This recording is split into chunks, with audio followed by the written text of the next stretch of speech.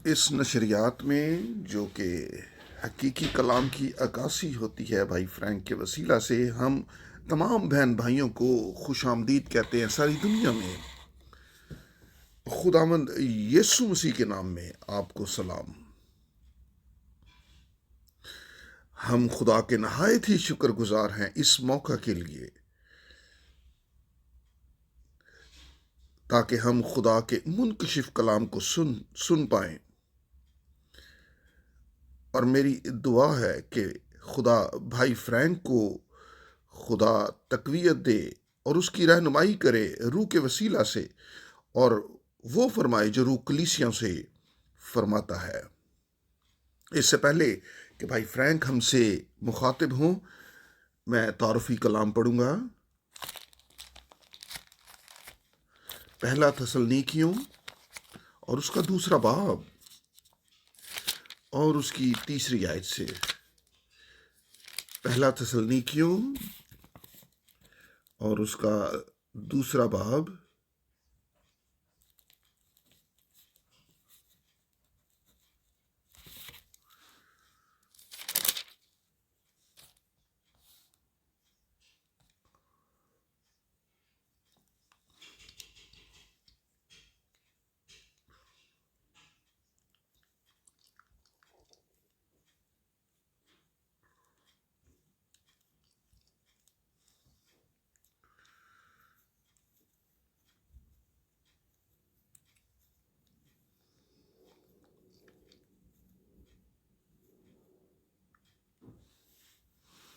अजीज भाइयों बहनों, अब भाई फ्रैंक हमसे मुखातिब है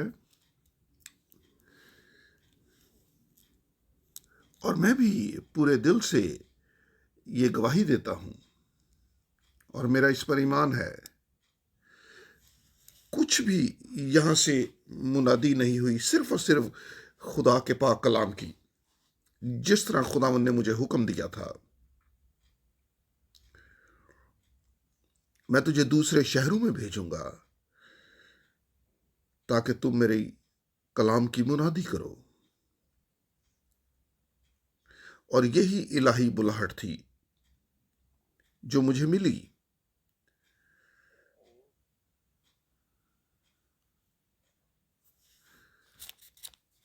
और मैं इसको सारी दुनिया में ले गया। गुज़िश्ता 55 बरस में यही करता रहा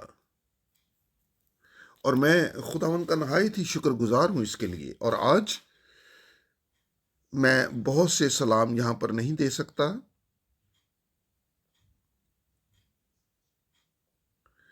और बहुत से भाइयों ने सारी दुनिया में से उन्होंने सलाम भेजे हैं, और जो हमारे साथ और खुदावंद के साथ जुड़े हुए हैं।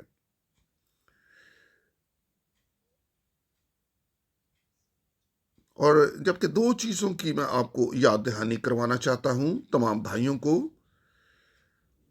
सबसे पहली बात, जिन्होंने ये कहा मुझे कि पिछले हफ्ते 28 फरवरी का वाकया हुआ, और ये वो दिन था जब बड़ी चीज वकू पजीर हुई। 1963 में 28 फरवरी 1963 को ये हुआ।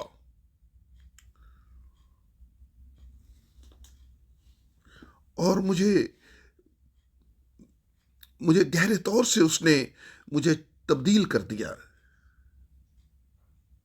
कि खुदावंद माफूकल फितरत तरीके से काम कर रहा है हमारे जमाना में। और वो काम पर लगा हुआ है। लेकिन 28 फरवरी को 1963 को एक अजीम वाकया रूनुमा हुआ।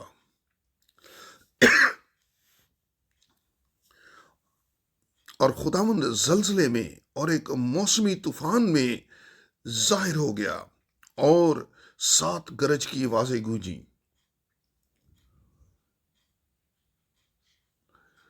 और ट्यूसन एरिज़ोना से 42 मील के फासले पर यह हुआ, जहां भाई ब्रैनम था। और वहां पर उसको ये हदायत मिली, जेफरसनवेल वापस लौट जाओ। क्या वक्त आ गया है कि 7 मोहरों को खोला जाए।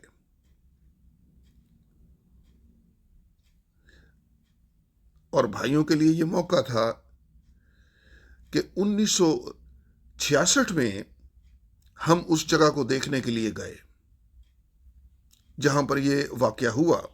भाई और बहनों, ये एक चीज है कि आपने उसके बारे में सुना है, लेकिन ये एक मुख्तलिफ चीज है जब आप उस जगह को जाकर खुद देखते हैं। मैंने अपनी आंखों से वहां पर देखा, दरख्तों के तने कटे हुए थे। मैंने देखा कि वो जो ढेर था तूफान की वजह से, जो पत्थर बड़े बड़े लुढ़के हुए थे पहाड़ों से, क्योंकि ये वाकई नहायत ही बड़ा जलजला वहां पर आया। और मैं ये कहना चाहता हूं दोबारा, खुदावन ने मुझ पर फजल किया है कि मैं भाई ब्रैनम के साथ मैं 10 साल तक जुड़ा रहा। और मैंने वो सब कुछ सुना और देखा, और मैं उन सब चीजों का चश्मदीद गवाह रहा।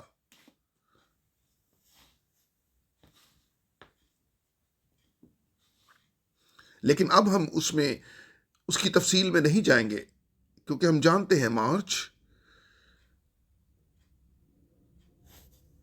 17 से 24 मार्च तक 1963 को भाई ब्रैनम ने उसने मुकाशफा के जरिए 7 मोहरों को बयान किया। और अमूमी तौर पर जो 22 अबवाब के अंदर, मुकाशफा के 22 अबवाब के अंदर जो लिखा हुआ है, हम शुक्रगुजार हैं। हम उस वक्त में रह रहे हैं जो कि मसीह की वापसी से पहले, यीशु मसीह की वापसी से पहले का वक्त है, जब ये सारी चीजें मुनकशिफ हो रही हैं, जिनको हमने कलीसिया को मुंतकिल करना है, ताकि सब रैप्चर में शामिल हो सकें और सबको ये मालूमात मिल जाएं और वो अपनी जाती तैयारी का तजर्बा हासिल कर सके। आइए कुछ और हवाले देखेंगे इससे पहले कि हम आगे बढ़े। मैं ईरान में अपने भाई को कहना चाहता हूं कि खुदावंद की ढेरों बरकतें आप पर हों। और वो भाई फारसी जुबान में वहां पर तर्जमा कर रहा है, क्योंकि ईरान में फारसी जुबान बोली जाती है, चाहे वो ईरान में है, अफगानिस्तान में है, सब जगह ये पैगाम वहां पर पहुंच रहा है, फैलाया जा रहा है, और मैं इसके लिए उनका शुक्रगुजार हूं। और हम मरकस की अंजील में से पहला बाब और उसकी मरकस उसका पहला बाब पहली 3 आयात,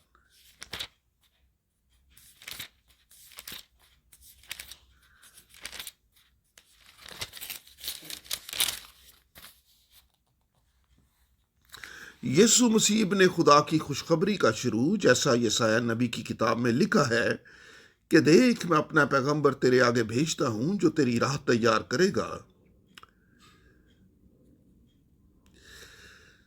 बियाबान में पुकारने वाले की आवाज आती है कि खुदावंद की राह तैयार करो, उसके रास्ते सीधे बनाओ।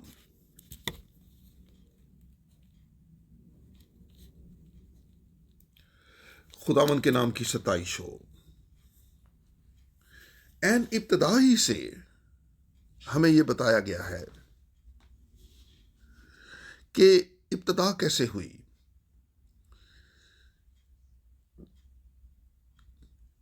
ये नहीं कि फकीयों ने इसको इसका इसकी तफसीर की, बल्कि जैसे यसाया ने लिखा है उसके 14वें बाब में और मलाकी के 3रे बाब में उसकी पहली आयत में,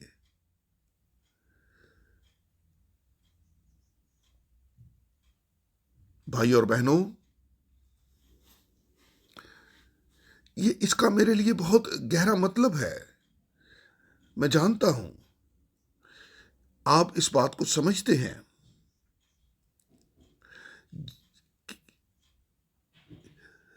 और खुदा की खुशखबरी का शुरू उसके निजात के मंसूबा से शुरू हुआ, जैसे बताया गया है, जैसे पेशतर से नबियों की बाबत बताया गया।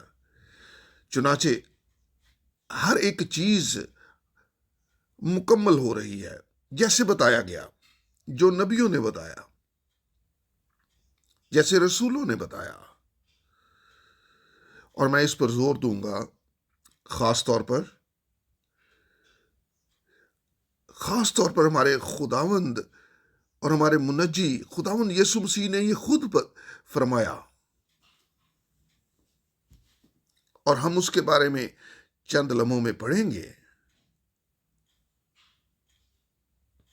मत्ती की इंजील और उसका 24वां बाब और उसकी 3री और 4थी आयत। मत्ती की इंजील 24वां बाब उसकी 3री और 4थी आयत।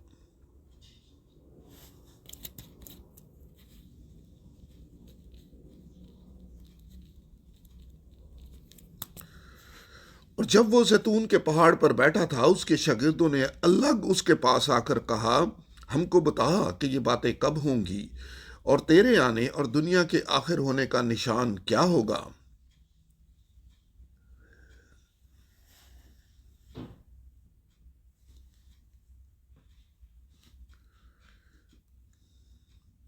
यीशु ने जवाब में उनसे कहा कि खबरदार कोई तुमको गुमराह ना कर दे।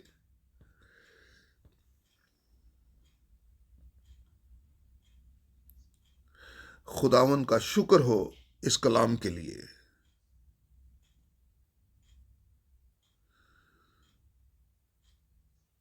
मैं अक्सर इज़राइल गया हूं और मैं कोहे जैतून पर भी गया हूं, और मैं नीचे जब देखता था उस वादी में, जब दाईं जानिब बागे गतसमनी है और फिर कोहे हैकल जो सामने है। और भाई और बहनों, और जब शागिर्द खुदावंद के पास आए और उससे पूछा और उसने उनको जवाब दिया, 3 सवाल उससे पूछे गए। और आज हम खुदावंद के पास आते हैं और हम उससे पूछते हैं और वो हमें जवाब देता है। ना सिर्फ ये 3 सवाल, बल्कि वो सारे सवाल जो खुले हैं खुदावंद के कलाम में, जिनका ताल्लुक अखीर ज़माना से है, और खुदावंद हमारे लिए इस जमाना में उनका जवाब देता है। और हम ये सोचते हैं उस आखिरी इबादत के बारे में। अपने कान मेरी तरफ झुकाओ, खुदावंद कहता है। हमारे जमाना में भी हम अपने कानों को किसी और जानिब मत लगाएं, सिर्फ खुदावंद की जानिब, जो हमसे बात करता है अपने कलाम के वसीला से। अपने कान मेरी तरफ लगाओ ताकि मैं तुमसे बात करूं। और यहां पर खुदावंद के शागिर्द हैं, वो और वो अपने अपने उस्ताद से बात करते हैं। वहां पर कोई फकी फरीसी नहीं है, कोई सदूकी नहीं है, वहां पर कोई बहस मुबासा नहीं है, लेकिन जहां पर हमारा खुदावंद है उसने वहां पर जवाब दिए। और ये आज हमारे साथ भी है। मैं कभी बहस मुबासे में नहीं उलझा जो कि बाइबल के किसी भी मजमून पर हो। आज तक मैं किसी बहस मुबासे में नहीं उलझा और ना ही मेरा कोई इरादा है। हम जो खुदा की औलाद हैं, उसके फर्जंद हैं, अपने खुदावंद के पास आते हैं, उसके कदमों में बैठ जाते हैं और उससे पूछते हैं, हमारे साथ मुखातिब हो, हमारे साथ कलाम कर, हमारे सवालों के जवाब दे खुदावंद, और हमें दुरुस्त समझ अता कर ताकि हम हर एक चीज को समझ सकें। और खुदावंद हकीकी तौर पर उसने उनका जवाब दिया। जो कुछ हैकल के साथ होगा, इजराइल के साथ होगा, यरूशलेम के साथ होगा,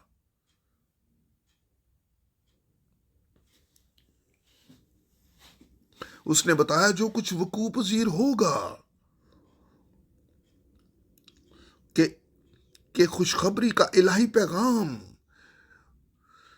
तमाम कौमों में पहले उसकी मुनादी होगी ताकि गवाही हो, और फिर खात्मा होगा। उसने सब चीजों का जवाब दिया और खुदावंद की वापसी तक जो कुछ होगा उसने बताया। दो शख्स एक बिस्तर पर होंगे, दो खेत में होंगे, और यहां वहां, और एक ले लिया जाएगा और एक छोड़ दिया जाएगा। और उस नुक्ते तक कि खुराक तकसीम होगी और मुअय्यन वक्त पे खुराक तकसीम होगी। और हम खुदावन का शुक्र अदा करते हैं कि मर्द खुदा सिर्फ रोटी ही से नहीं जीता है, बल्कि हर एक बात जो खुदा के मुंह से निकलती है। और हम खुदावन के शुक्रगुजार हैं कि सारा कलाम मुनकशिफ हो चुका है। आइए आगे पढ़ते हैं। यूहन्ना 13वां बाब और उसकी 20वीं आयत। यूहन्ना 13वां बाब उसकी 20वीं आयत।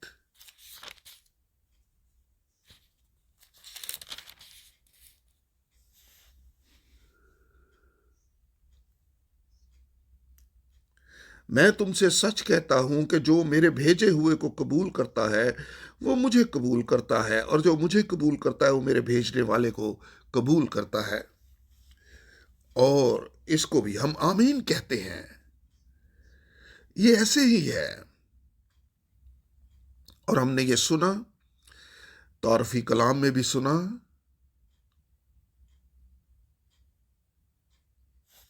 यूहन्ना बपतिस्मा देने वाला जो मौदा नबी था,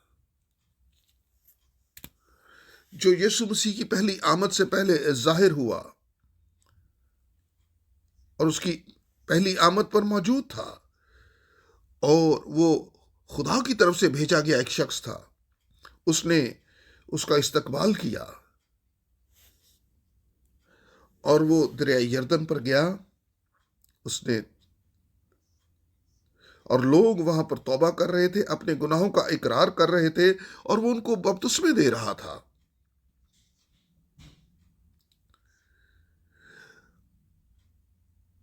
उसने सिर्फ वो उसके फर्म वो सिर्फ उस बुलावे पर नहीं जमा हो रहे थे, बल्कि वो गुनाहों की माफी के लिए, तौबा के लिए जाकर वहां बपतिस्मा ले रहे थे। जब खुद जब खुदा का बर्रा सलीब पर उसने जान दी और अपना लहू बहाया, मैं इस पर जोर दूंगा एक मर्तबा फिर, ये कोई फायदेमंद नहीं है हमारे लिए अगर हम कि खुदावंद ने यूहन्ना बपतिस्मा देने वाले को उस वक्त भेजा। हमें यह जानने की जरूरत है कि खुदावंद ने इस जमाना में, हमारे जमाना में किसको भेजा है। हम जानना चाहते हैं हमारे जमाना के लिए खुदा के क्या वादे हैं, हम ये जानना चाहते हैं और आज हम उसके बारे में पढ़ेंगे। मत्ती 10वां बाब और उसकी 40वीं और 41वीं आयत।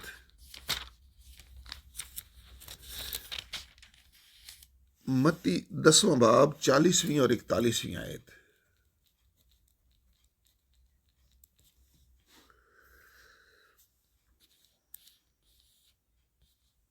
जो तुमको कबूल करता है वो मुझे कबूल करता है, और जो मुझे कबूल करता है वो मेरे भेजने वाले को कबूल करता है। और इस पर भी हम हां और आमीन कहते हैं।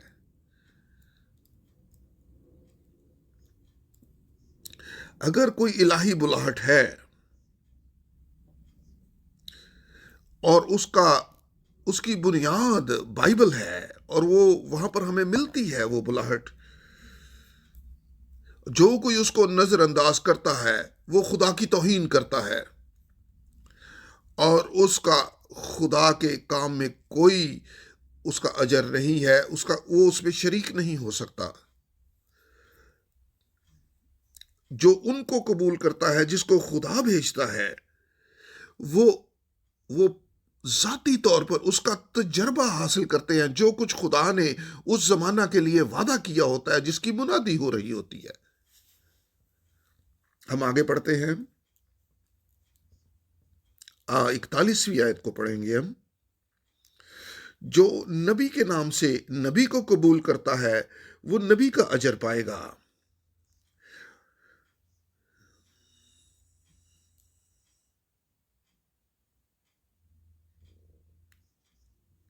और ये नहायत ही अजीम है और शानदार है ये कि हम जाने जो कुछ खुदावन ने कहा है और हम इस पर गौर करें, इसकी संजीदगी पर गौर करें। जो नबी को नबी के नाम से कबूल करता है, जिनको खुदावंद भेजता है, उसको उसको नबी का अजर मिलेगा। और हम खुदावंद के शुक्रगुजार हैं कि हमारा अजर वो वैसा ही होगा जो कि नबी का अजर है, जिसको खुदावंद ने हमारे जमाना में भेजा है। और अगला हवाला, दूसरा पतरस पहला बाब और उसकी 3री और 4थी आयत।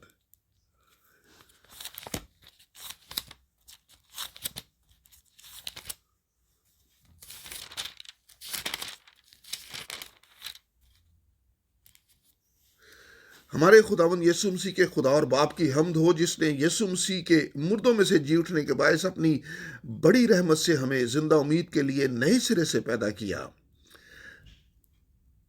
ताकि खुदावंद का शुक्र हो। मेहरबानी से हम सब उस पर गौर करें जो पढ़ा गया है। खुदावंद ने सब कुछ हमें दिया है यीशु मसीह में, जो हमारा खुदावंद और नजात दहिंदा है।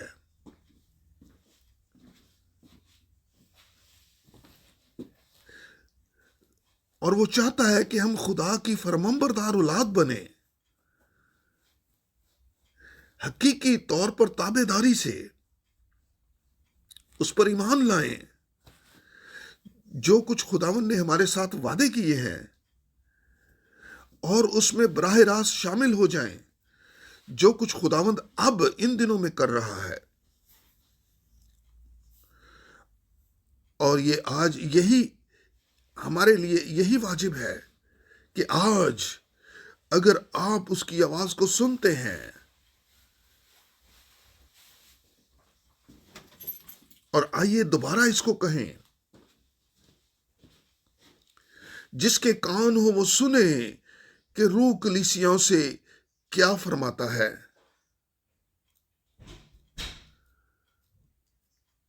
और आइए इसको दोहराएं, अपने कान मेरी तरफ लगाओ। और ये दोबारा कहें, यीशु मसीह वो अपने शिगिर्दों को अलग ले गया कोहे जैतून पर और उनसे गुफ्तगू की।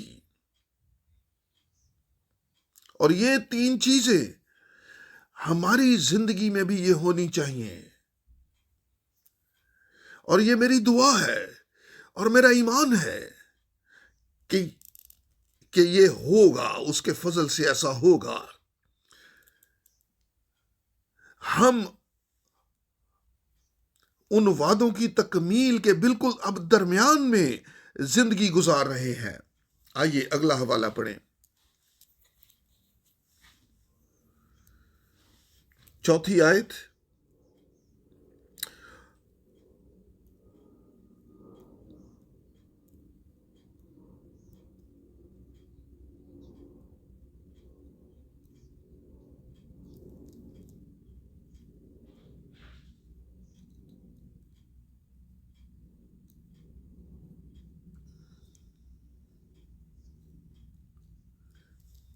और यह भी एक बड़ा ही अजीम हवाला है। ओ कैसे अजीम वादे हमें दिए गए हैं, ताकि आप और मैं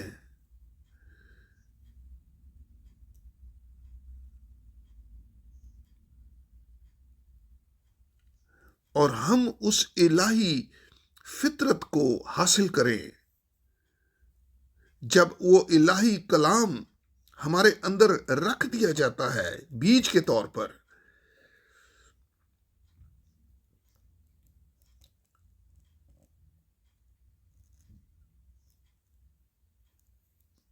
और हम उस इलाही फितरत को हासिल कर लेते हैं,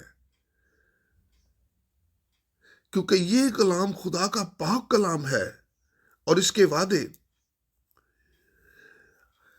और उसके वादे पाक वादे हैं।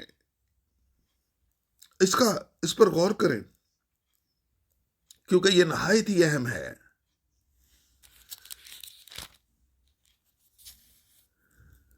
सिर्फ इतना काफी नहीं है कि हम वादों पर ईमान लाएं,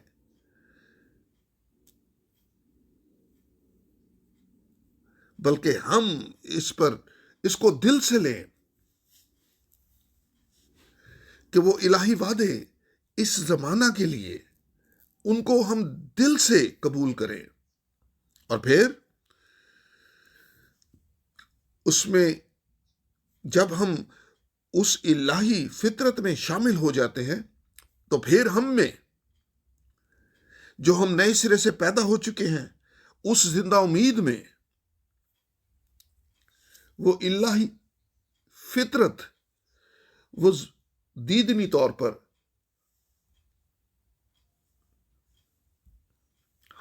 जाहिर हो जाती है। हम सिर्फ उसको बयान नहीं करते, बल्कि वो मुनकशिफ हो जाता है, क्योंकि हम उन वादों के हिस्सेदार बन जाते हैं और उनकी तकमील में शामिल हो जाते हैं। और इसके वसीला से हम उस इलाही फितरत का हिस्सा बन जाते हैं। ओ खुदावंद का शुक्र हो उसके कीमती कलाम के लिए। गलतियों 5वां बाब और उसकी 22वीं और 23वीं आयत। गलतियों 5वां बाब 22वीं और 23वीं आयत।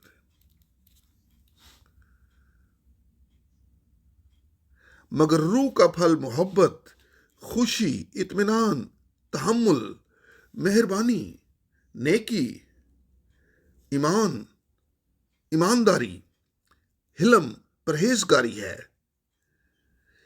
ऐसे कामों की कोई शरीयत मुखालिफ नहीं।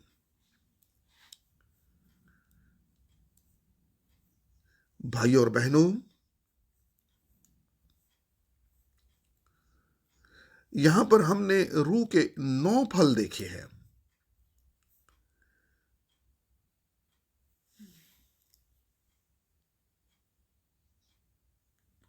और वो सब जिनमें इलाही फितरत पाई जाती है, जिनके अंदर खुदा का रूह बसा होता है,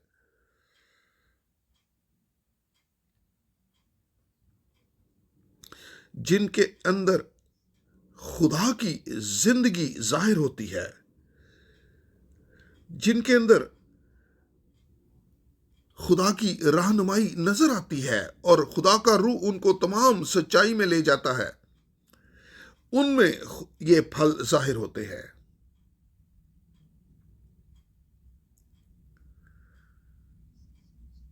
मुझे माफ कीजिएगा अगर मैं मुमासलत करूं।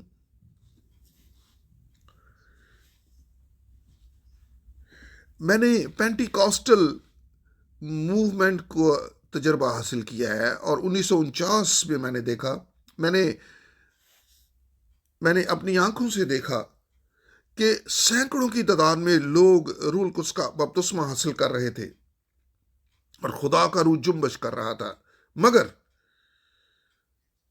उस सारे वक्त में मैंने एक भी ऐसी गवाही नहीं देखी कि रूह के फल उनमें जाहिर हों। जिनको रूल कुद्स का बपतिस्मा मिला, उनके अंदर रूह के फल जाहिर नहीं हो रहे थे।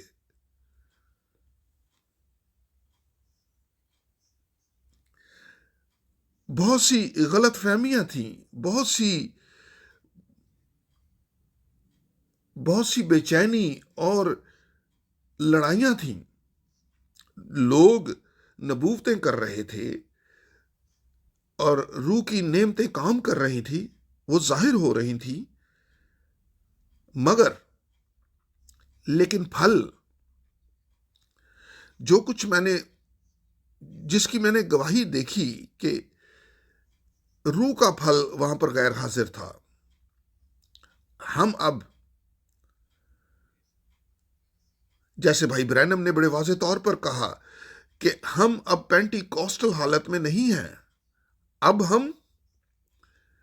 हम उस मरहले में आ पहुंचे हैं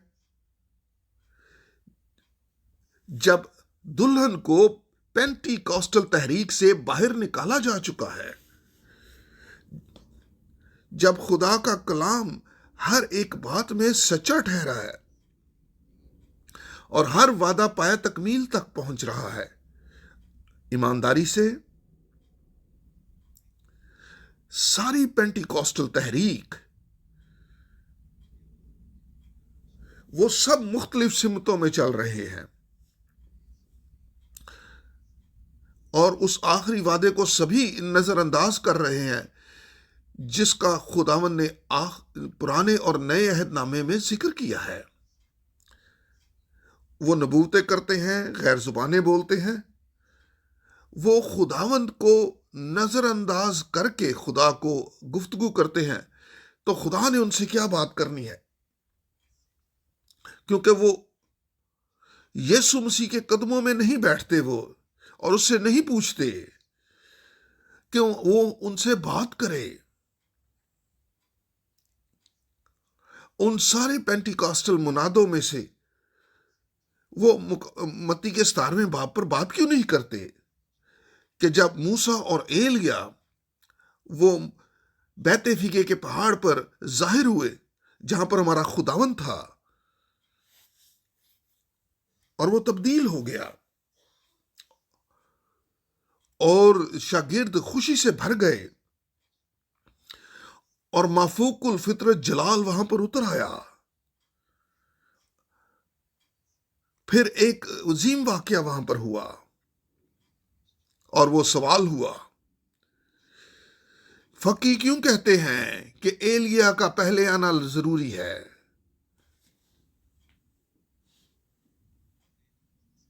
और भाइयों और बहनों,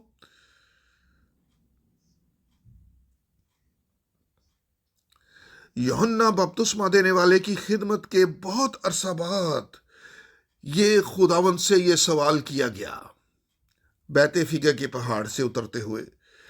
पतरस से नहीं, याकूब से नहीं, यूहन्ना से नहीं, हमारे खुदावंद से ये सवाल पूछा गया और हमारे खुदावंद ने जवाब दिया, एलिया का पहले आना जरूरी है। वो पहले आएगा और सब कुछ बहाल करेगा। आमीन, आमीन। ओ खुदावंद का शुक्र हो इस बात के लिए। और फिर यकीनन उसे यह कहना पड़ा, यूहन्ना बपतिस्मा देने वाले के बारे में मैं तुमसे ही कहता हूं कि एलिया तो आ चुका। और उसने यूहन्ना बपतिस्मा देने वाले का हवाला देकर कहा, वो एलिया की रूह और कुव्वत में आया। मगर मैं आपसे पूछता हूं, उन पेंटिकॉस्टल खादमों से मैं पूछता हूं, उन मुनादों से पूछता हूं, उन सब से पूछता हूं जो बाइबल का हवाला देते हैं। और मलाकी तीसरा बाब, वो खुदावंद यूं फरमाता है वहां पर, यूहन्ना बपतिस्मा देने वाले की खिदमत के ताल्लुक से, मलाकी चौथा बाब नहीं,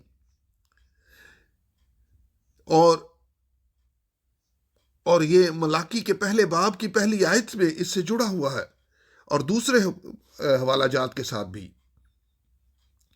लेकिन हमारे जमाना में मलाकी चौथा बाब पूरा हुआ है कि खुदावंद खुदा वो एलिया को भेजेगा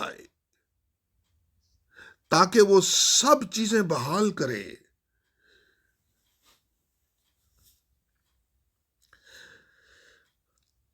ताकि खुदा की औलाद के दिलों को वापस वालदैन के ईमान की जानिब लौटाए, फेरे उनको। क्या पेंटिकॉस्टल मुनाद इस बात पर ईमान रखता है? नहीं। सिर्फ खुदा के हकीकी फरजंद, वो जो मौदा फरजंद हैं। और जैसे पालूस ने लिखा, तुम आए भाइयों, जैसे इसहाक मौदा फरजंद था, तुम भी मौदा फरजंद हो।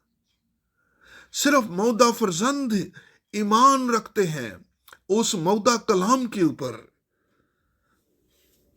हम सब इसके शुक्रगुजार हैं इस वजाहत के लिए जो खुदावंद के कलाम में पाई जाती है। अगला हवाला गलतियों के चौथे बाब में से और उसकी 28वीं आयत।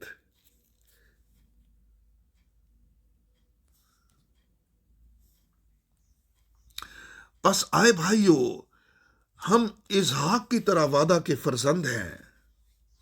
ओ खुदावंद का शुक्र हो, मैंने अभी ये बताया है। और मैं आज पेंटिकॉस्टल तहरीक के लोगों से बात नहीं कर रहा, बल्कि उनसे जिन्होंने खुदावंद की आवाज को सुना है। ओ मेरी उम्मत के लोगों, उसमें से निकल आओ, अपने आप को अलग कर लो और किसी नापाक चीज को मत छुओ, और मैं तुम्हें कबूल कर लूंगा और तुम्हारा बाप होऊंगा और तुम मेरे बेटे और बेटियां होंगे। आज खुदावंद उनसे कलाम करता है जो खुदावंद यीशु के कदमों में बैठते हैं।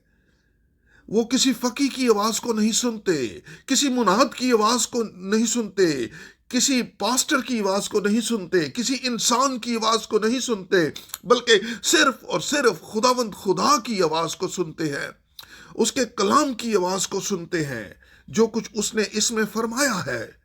और उसके नाम को सताइश हो। जो अब ईमान ला सकते हैं वो उन बरगजीदों में शामिल हो जाते हैं। और खुदावंद का शुक्र हो। इब्रानियों छठा बाब और उसकी 17वीं आयत। इब्रानियों छठा बाब और उसकी 17वीं आयत।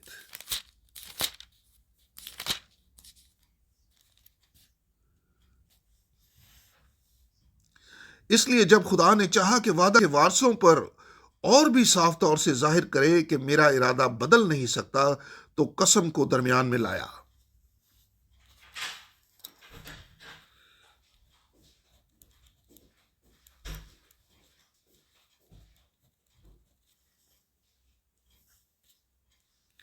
जिसका खुदा ने वादा किया है वो लातब्दील है, वो बदल नहीं सकता, और उसने कसम से उसकी तस्दीक की। भाई और बहनों, ओ खुदावंद का शुक्र अदा करें कि आप ईमान ला सकते हैं जो कुछ खुदावंद ने वादा किया है, और मेहरबानी से अपनी तरफ मत देखें, अपने हालात की तरफ मत देखें जिनमें आप अपने आप को पाते हैं। मुश्किलात हैं हर जगह पर, खानदानों में, शादी में, बीमारी है, आजमाइशें हैं, नौजवानों में, बालगों में, हर एक जगह। मगर खुदावंद कहता है अपने आप को अलग करो और किसी नापाक चीज को मत छुओ। हम इस दुनिया में हैं लेकिन इस दुनिया के नहीं हैं,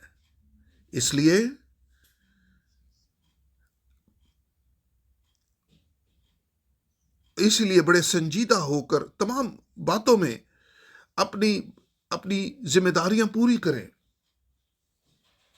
लेकिन अंदरूनी तौर पर खुदावंद से जुड़े रहें। चाहे काम पर हों, जहां भी हों, खुदावंद से जुड़े रहें। और मैं खुदावंद का शुक्र अदा करता हूं कि उसने ये मुमकिन किया कि आखिरी पैगाम, कि वो सारी और लाखों करोड़ों ने उसको सुना, तमाम जुबानों में सुना, कि आखिरी पैगाम वो आगे गया और आखिरी लोगों को उसने बाहर निकाला और उनको तैयार किया ताकि यीशु मसीह की वापसी के लिए तैयार हो सके। रोमियो 8वां बाब और उसकी 30वीं आयत। रोमियो 8वां बाब और उसकी 30वीं आयत।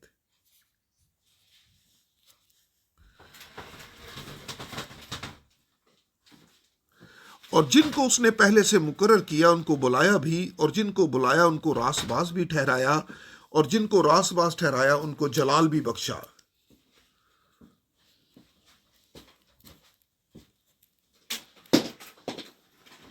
ओ खुदावंद के नाम की सताइश हो।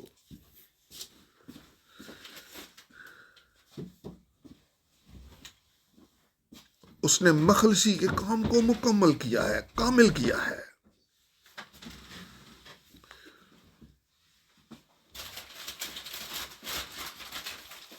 और जिनको उसने पहले से मुकर्रर किया उनको बुलाया भी, उनको रास्तबाज भी ठहराया, और फिर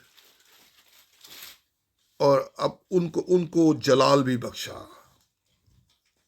भाई और बहनों, क्योंकि आप वादे पर ईमान लाए, इस जमाना के आपके पास ये यकीन दहानी है कि खुदावंद ने आपको पहले से बुलाया, उसने आपको रास्तबाज भी ठहराया, और उसने आपको पाक भी ठहराया, और उस आसमानी जलाल में आपको शामिल कर लिया, और खुदावंद के शुक्रगुजार हैं। अगला हवाला इब्रानियों 10वां बाब और उसकी 14वीं आयत और उसकी 14वीं। इब्रानियों 10:14।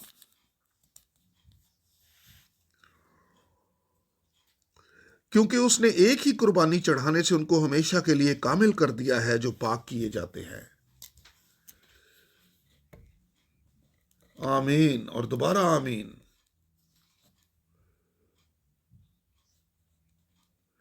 ओ कैसा अजीम कलाम है। और जिनको उसने पाक ठहराया है, अब उनको कलाम से पाक कर, तेरा कलाम सच्चाई है, इनको सच्चाई से पाक कर। तकदीस का अमल सिर्फ उनमें जारी हो सकता है जो खुदा के कलाम को कबूल करते हैं, क्योंकि उनके इस मुकद्दस कलाम के वसीला से ही तकदीस मुमकिन है। और तसव्वुर करें, वो सब जो उससे अपने आप को पाक करवाना चाहते हैं, उनको उसने कामिल भी कर दिया है। उसने उन सब को उस पर ईमान लाएं, क्योंकि खुदावंद ने कहा है, उसने उनको कामिल किया है हमेशा के लिए। खुदावंद, और खुदावंद कितना रहीम है, मेहरबान है, उसकी भलाई अब्दी है। उसने हम सब के लिए बहुत कुछ किया है, अजीम काम किए हैं। हम उसके शुक्रगुजार हैं, उसके कलाम के लिए जो कुछ हमने पढ़ा। और मैं ये दोबारा कहता हूं, ये नहायत जरूरी है कि हम सब बाइबल को पढ़ें और जाने कि कौन सा हवाला कहां पर लागू होता है, और उसको दुरुस्त मुकाम पर रखें, और वो कब पूरा हुआ। आखिर जमाना के ताल्लुक से भी हमारे खुदावन ने कहा, हमारे खुदावन ने मत्ती के 24वें बाब में फरमाया, जो कुछ वकू पजीर होने को था इससे पहले कि मसीह की वापसी हो, वो सब कुछ जो होगा उसने वहां पर बता दिया। उसने जंगों के बारे में बताया, जंगों की अफवाहों के बारे में बताया, कहत और बड़े महंगाई वगैरह, ये सब कुछ जो कहत पड़ेगा, और जलजले और सब कुछ जो दुनिया में हो रहा है। हर एक दिन नई खबरें हम सुनते हैं, और बार बार जो हकीकी ईमानदार होते हैं, हम समझते हैं जो कुछ खुदावन ने कहा इसके ताल्लुक से।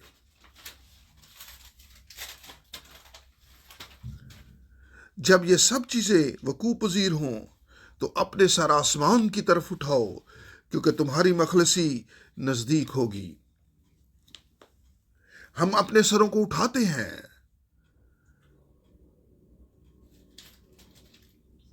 क्योंकि भाइयों और बहनों, हम अखीर जमाना के शुरू में नहीं रह रहे, बल्कि अखीर जमाना के अखीर में पहुंच चुके हैं। और वो सारे वादे, हत्ता के इजराइल की वापसी का वादा, वो मौदा जमीन पर, वो सब कुछ पूरा हो चुका है हमारे जमाना में।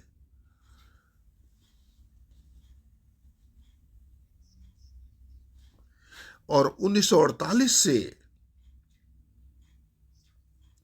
दूसरी जंग अजीम के बाद हमने उसका तजर्बा हासिल किया, खास तौर पर कैसे बाइबल की नबूवतें पूरी हो रही हैं सारी दुनिया में। और हम सब अपने सर आसमान की तरफ उठाते हैं, और हम जानते हैं कि हमारी मखलसी अब नजदीक है। हम सब ज़ईफ हो चुके हैं गुज़िश्ता सालों में से, और मैं भी बूढ़ा हो चुका हूं। लेकिन खुदावंद का शुक्र है कि हम अब जी रहे हैं, और अब ईमान रखते हैं कि खुदावंद ने अपने खादिम और नबी को भेजा, जैसे खुद उसने इसकी तस्दीक की बैते फिगे के पहाड़ पर। और मैं खास तौर पर इस मकसद के लिए दोबारा ये कहता हूं, उस बैते फिगे के पहाड़ के ऊपर मूसा और एलिया की मौजूदगी में, पतरस, यूहन्ना और याकूब की मौजूदगी में, कि एलिया पहले आएगा, मुस्तकबिल की बात है, पहले मुस्तकबिल की बात है, आएगा और सब कुछ बहाल करेगा।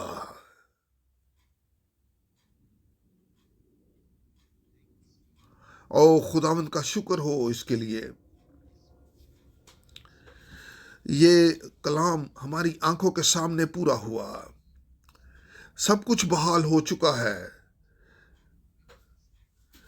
और उस दुल्हन कलीसिया में हर एक चीज को उसके दुरुस्त मुकाम पर रखा जा चुका है, उसको तमाम गलत फहमियों में से निकाला जा चुका है। और जैसे हमारे खुदावंद ने फरमाया कोहे जैतून के ऊपर, कोई इंसान, कोई शख्स आपको गुमराह ना करे, ये कलाम भी बड़ा जरूरी है। और मैं ये कहना चाहता हूं, और जो कोई उसको नहीं मानता जो खुदावंद ने कहा है, वो सुनेगा जो फकी कहते हैं, जो फरीसी कहते हैं, जो मुनाद कहते हैं, जो मुबशर कहते हैं, और वो गुमराह होंगे। सिर्फ वही जो जो सुनते हैं जो खुदावंद फरमाता है, और रूह के वसीला से अब फरमाया जा रहा है कलीसियाओं को, और जिसके कान हो, जिनको खुदावंद ने खोल दिया है, वो सिर्फ वही सुनेंगे जो कुछ रूह कलीसियाओं से फरमाता है कलाम के वसीला से।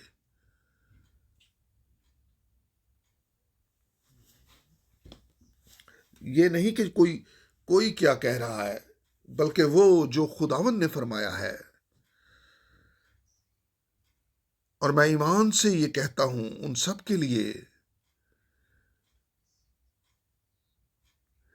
हम किसी इंसान के कदमों में बैठकर नहीं सुनते, बल्कि हम खुदावंद के कदमों में बैठते हैं और सुनते हैं जो वो फरमाता है अपने कलाम में से। और जैसे मौदा फरजंद हैं, वो सब मानते हैं जो कुछ उसने वादा किया है हमारे साथ, और हम उनको देखेंगे, उन वादों को देखेंगे पूरा होते हुए। उसने कहा मैं जाता हूं ताकि तुम्हारे लिए जगह तैयार करूं, और फिर वापस आऊंगा ताकि तुमको अपने साथ ले जाऊं, ताकि जहां मैं हूं तुम भी हो। जो कुछ जो कुछ जो लोग अब सुनते हैं वो खुदावंद की आवाज तब भी सुनेंगे जब खुदावंद वापस आएगा, जब अपने लोगों को घर ले जाने के लिए आएगा। ओ खुदावंद का शुक्र हो, और उस मखलसी के काम की तकमील के लिए, उसको मुकम्मल करने के लिए, उसके मुनकशिफ कलाम के लिए खुदावंद का शुक्र हो, और खुदावंद का रूल कुद्स के लिए शुक्र हो जो हमें तमाम सच्चाई की राह पर ले जाता है। अब भाई और बहनों, मैं आपसे पूछता हूं, हम सब खड़े हो जाए, और भाई बोग वो हमें हमारी दुआ में रहनुमाई करेंगे। जो कुछ खुदावंद ने मेरे दिल पर रखा है, खुदावंद आप सबको बरकत दे यीशु के कदूस नाम में, आमीन। आइए हम सब खड़े हो जाएं और दुआ करें। ओ वफादार खुदावंद, हमारे निजात दहिंदा यीशु मसीह, हम तेरा शुक्र अदा करते हैं उस अहद के लिए जो तूने हमारे साथ बांधा है। हम तेरे खून के लिए तेरा शुक्र अदा करते हैं जो तूने हमारी खातिर बहाया है। हम तेरा शुक्र अदा करते हैं उन वादों के लिए जो तूने हमारे साथ किए हैं। हम तेरा शुक्र अदा करते हैं, तू उन सब को हमारी जिंदगियों में पूरा करता है, उन वादों को। आमीन, आमीन, आमीन।